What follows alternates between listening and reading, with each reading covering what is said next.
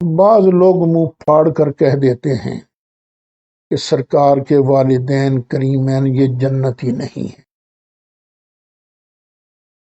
حالانکہ قرآن سے رہنمائی لینی چاہیے۔ بے شک جو جہنمی کہتے ہیں نا، وہ میری بات سن لیں، پہلا پارہ ہے، اللہ ارشاد فرماتا ہے والذین کفروا، جن لوگوں نے انکار کیا، وکذبوا بآیاتنا، اور انہوں نے ہماری نشانیوں کو جھٹلایا، فَأُولَئِکَ أَصْحَابُ النَّارِ، وہی لوگ جہنمی ہیں، ہم فیہا خالدون، وہ اس میں ہمیشہ ہمیشہ رہیں۔ پتہ لگا جہنمی وہ ہے جس نے انکار کیا ہے۔ حضرت عبداللہ نے اور حضرت آمینہ نے اس نعمت کا انکار کیا تھا جی؟ بے شک اللہ کی کون سی آیت کو، کون سی نشانی کو جھٹلایا تھا؟ ان پر تو اسلام پیش ہی نہیں کیا گیا، وہ تو اصحاب فطرت میں ہیں۔ زمانہ فطرت وہ ہے 600 سال کا زمانہ ہے جناب عیسیٰ علیہ السلام سے لے کر نبی کریم علیہ السلام تک، جہاں کسی نبی نے نبوت کا دعویٰ نہیں فرمایا، تو یہ اصحاب فطرت میں سے ہیں۔ اور اللہ کا قانون کیا ہے؟ ما کان اللہ لیعذبہم وانت فیہم، وما کننا معذبین حتی نبعث رسولا، ہم اتنی دیر تک عذاب نہیں دیتے جب تک رسول نہ بھیج لیں۔ بے شک بتائیے کون سا رسول آیا تھا ان کے پاس، اور انہوں نے کس رسول کا انکار کیا ہے؟ یہاں پر سیدی اعلی حضرت نے سرکار کے ابوین کریمین، والدین کریمین، ان کے بارے میں ایک اور بات کہی ہے۔ وہ فرماتے ہیں دیکھو تم لوگ کہتے ہو اہون اہل النار عذابا ابو طالب، کہ سب سے ہلکا عذاب ابو طالب کو ہو رہا ہے۔ تم کہتے ہو نا سب سے ہلکا عذاب ابو طالب کو ہو رہا ہے۔ کیوں عذاب ہو رہا ہے؟ ان کے سامنے کلمہ پیش کیا گیا تھا، انہوں نے نہیں مانا۔ اب بتاؤ نبی کریم علیہ السلام کے والدین کریمین کو اگر عذاب ہو رہا ہے تو جناب ابی طالب سے کم ہے یا زیادہ ہے؟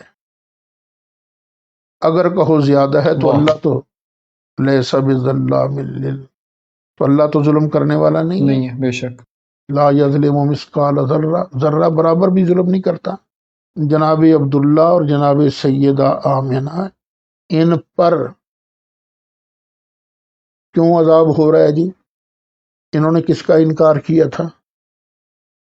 اگر کم ہو رہا ہے تو سرکار کے فرمان کی مخالفت ہے۔ کیوں؟ سرکار فرماتے ہیں سب سے کم عذاب تو جناب ابی طالب پر ہو رہا ہے۔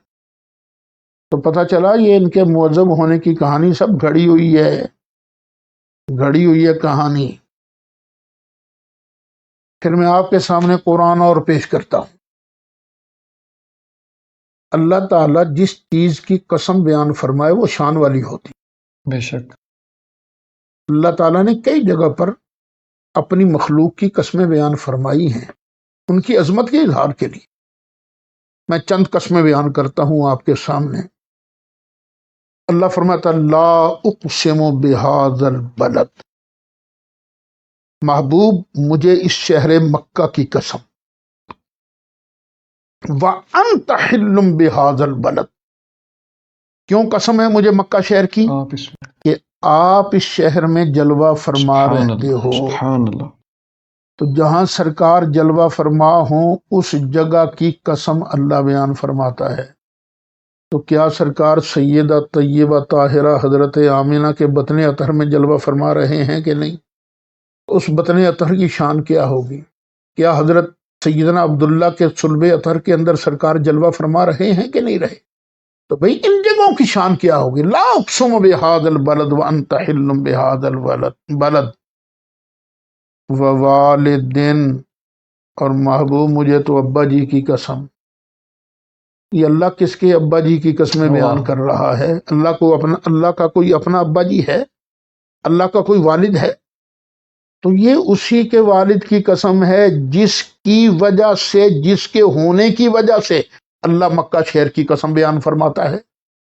تو جس شخص کے اندر نبی کریم علیہ الصلوۃ والسلام جس کی صلب اطہر کے اندر سرکار جلوہ فرما رہے اور جس بطن اطہر کے اندر سرکار جلوہ فرما رہے، اللہ ان کی قسمیں بیان فرماتا ہے۔ سبحان اللہ۔ تو رضی اللہ عنہ یہ کچھ صرف صحابہ کے ساتھ خاص نہیں ہے۔ بعض لوگ بڑا اعتراض کرتے ہیں تم اولیاء اللہ کو بھی رضی اللہ عنہ کہنے لگ جاتے ہو۔ بھئی قرآن سے رہنمائی لو نا، قرآن کہتا ہے رضی اللہ عنہم ورضوا عنہ، اللہ ان سے راضی، یہ اللہ سے راضی۔ بے شک بے یہ شک۔ کون لوگ ہیں؟ ذالک لمن خشی ربہ، یہ ہر اس بندے کے لیے ڈگری ہے جو اپنے رب سے ڈرتا ہے۔